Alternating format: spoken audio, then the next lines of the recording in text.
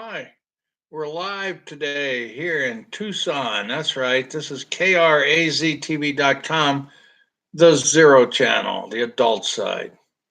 Anyway, today's book, I saved this for last. It's called The Lost Indictment of Robert E. Lee, The Forgotten Case Against an American Icon by John Reeves. It was gotten at our Tucson, Pima County Public Library. Uh, this is John Reeves' first book in American history, and he's from Washington, D.C. It's a very, very interesting book, and I read it to the last word. I was amazed, and you will learn something that after the Civil War, uh,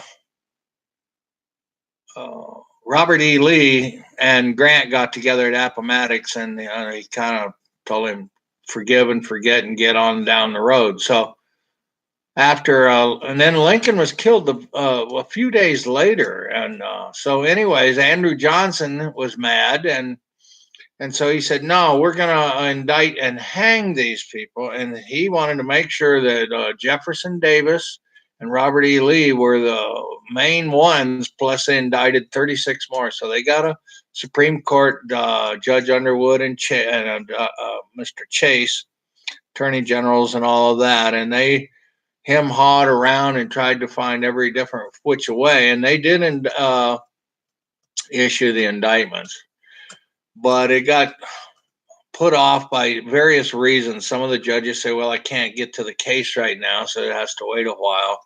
And then Ulysses S. Grant said, I'm going to resign because I gave him, not amnesty, but anyways, it was Andrew Johnson's really his own fault. It didn't get pursued.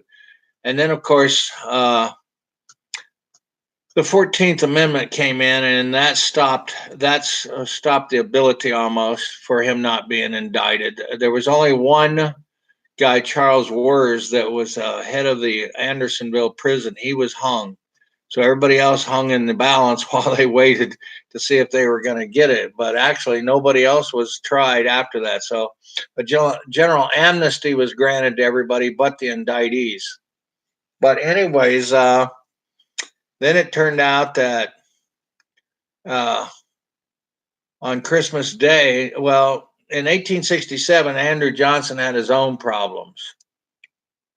And so that delayed it. And then in 1868, on Christmas Day, he gave everybody, including these people, the final amnesty. So the indictment was shelved and hidden away in archives until it was found in 1935.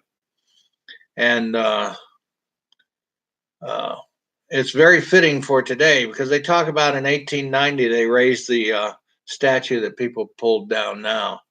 And I don't think Grant would have wanted that. Anyway, I did not know that he owned the Arlington House where Arlington National Cemetery is today. And here's another little known factor. Andrew Johnson owned slaves also.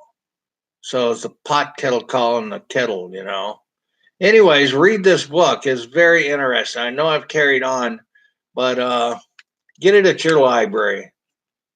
That's right. The Lost Indictment of Robert E. Lee. The Forgotten Case Against an American Icon by John Reeves. Get it at your library. And if you can, donate to us, please, over at KRAZTV.com. Thank you for watching the Zero Channel.